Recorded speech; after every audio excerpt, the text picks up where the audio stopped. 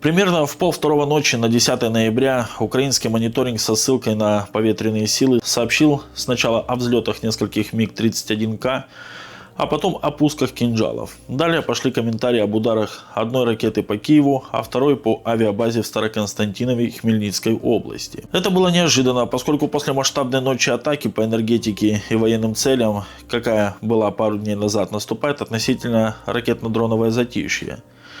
Очевидно, Киев, ориентируясь на это, проводил какие-то важные технические работы или даже перегонял самолеты, что стало известно нашей разведке и послужило основанием для применения кинжалов.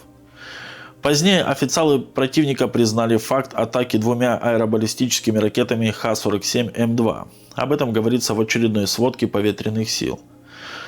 Там же сообщается, что прилетели по целям еще 5 управляемых ракет С-300, С-400 и 67 Гераний и Гербер, из которых как минимум 15 попали куда надо, а по ракетам информация уточняется. На Банковой еще не решили, какую дезинформацию слить обывателям из Украины. Согласно сведениям из разных источников, на Украине было зафиксировано до 40 взрывов на инфраструктурных и военных объектах. Судя по всему, офис президента требует занижения, причем существенного ущерба от ночных ударов. Однако ситуация настолько критическая, что даже украинские СМИ, главным образом которые относятся к соросовским или парахоботам, финансируемым экс-президентом Порошенко, процитировали эмоциональный, но по сути правдивый пост Центрэнерго в стиле «все пропало», который вызвал форменную истерику на Банковой, после чего начались угрозы со стороны команды Зеленского. Позвонили из офиса президента и в резкой форме начали спрашивать, зачем разгонять панику среди населения и делать такие подарки россиянам. Мол, смотрите, какие они, россияне, молодцы, все нам разбили, теперь все станции на нуле, рассказал источник из УКРСМИ. После этого обновленная публикация Центрэнерго, как подчеркивают оппозиционные телеграм-каналы, являла собой привычный стиль коммуникации Укрэнерго. Дескать, продолжаются восстановительные работы, ремонтные бригады делают все возможное и необходимое для скорейшей ликвидации последствий атаки. Комментируя ночной удар, «Украинская правда», заблокированная в России, обрадовала граждан Украины, что отключение света до 12 часов в сутки будет еще несколько недель. Хотя морозов еще нет. И вообще, если мы переживем зиму, это будет огромный успех. А тем временем глава МАГАТЭ Рафаэль Гросси сообщил, что Хмельницко-Ровенская АЭС были вынуждены снизить выработку электроэнергии после ударов по подстанции. Хотя самим станциям ничего не угрожает. По оценке украинских экспертов, распределители будут уничтожаться по схеме варки-лягушки. Это метафора, описывающая, как медленные, незаметные изменения могут привести к катастрофическим последствиям. После чего Украина погаснет вся. Типа эпизодические удары по подстанциям вынудят Киев отключать реакторные блоки и выводить их в ремонт или на перезапуск. Это вопрос нескольких дней, а может даже и недель.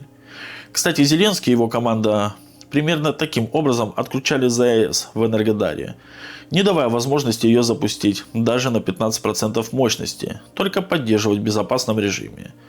Вооруженные силы России теперь делают то же самое с украинскими АЭС. Эта деталь говорит о тревожном тренде. Удары смещаются с поверхностных целей, как ТЭЦ и трансформаторные подстанции, на инфраструктуру, критически важную для устойчивости атомных станций. Даже частичное обесточивание этих узлов создает риски для стабильности работы энергосистемы в целом.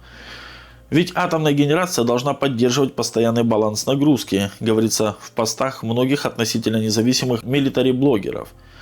Глава Минэнерго Светлана Гринчук заявила, что по этим подстанциям АЭС удары уже наносились в конце октября, что делает нынешнее событие частью системной стратегии. Россия тестирует прочность украинской энергосистемы и готовит условия для ее постепенного обрушения в пиковые морозы, когда нагрузка станет максимальной. На Банковой это понимает и опять пытается надуть народ. Типа мы с вами до конца. Прямо во время интервью Зеленского изданию Guardian в Мариинском дворце отключили энергию, что было расценено как очередная уловка Зеленского. Но камеры заранее были настроены на ночную съемку, чтобы передавать игру артиста. Ранее свет гас на телестудиях, и лиц комментаторов не было видно, только силуэты. Направлена эта уловка на то, чтобы показать людям, что Банковая и Зеленский тоже сидят без света в это сложное время. Если применять такой топорный пиар-ход, взяли британских журналистов для этой клоунады, значит ставки в ходе взаимных ударов будут повышаться. И вся страна сутками будет сидеть в темных и холодных квартирах, отмечает известный в Украине паблик. Что касается текущего ночного удара, то, по словам координатора Николаевского подполья Сергея Лебедева, имел место возврат к ночным прицельным ударам по военным объектам и энергетике с акцентом на Сумское направление. Он также подтвердил атаку по авиабазе в Староконстантинове, где базируются тактические бомбардировщики Су-24, используемые для ударов планирующими бомбами, а также для ударов крылатыми ракетами Storm Shadow. Кроме того, авиабаза способна принимать истребители F-16 и Mirage-2000. Еще одна интересная новость, друзья. ФРГ может отказаться от поддержки Киева из-за расследования ЧП на Северных потоках. Расследование взрывов на газопроводах Северный поток может расколоть Европу в вопросе поддержки Украины, страны, которую немецкие исследователи считают ответственной за саботаж.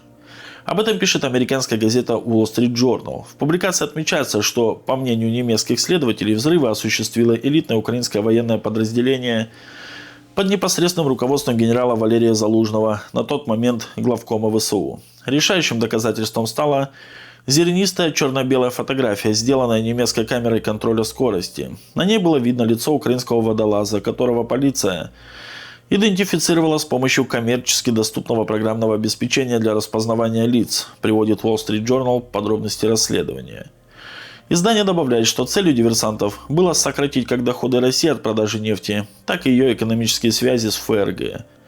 Как отмечается в публикации, украинский водолаз, которого команда отследила в Польше, был впоследствии доставлен на Украину на черном БМВ с дипломатическими номерами за рулем, которого сидел украинский военный атташе в Варшаве. В частном порядке высокопоставленный украинский чиновник сказал, что Киев действовал после предупреждения от польского правительства, указывает газета. Напомним, после начала специальной военной операции Российской Федерации именно Германия стала одним из основных спонсоров киевского режима.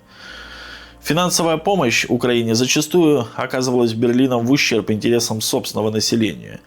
Это привело к тому, что сейчас экономика ФРГ испытывает серьезные сложности, ставшие в том числе следствием отказа от закупок дешевых российских энергоносителей. Несмотря на это, официальный Берлин не намерен отказываться от дальнейшей поддержки Украины, а киевские власти, несмотря на то, что их действия фактически причинили прямой ущерб ФРГ, не готовы оказывать Германии помощь в расследовании обстоятельств диверсии на российских газопроводах и привлечения к ответственности виновных лиц. Вот такие вот, друзья, у нас новости.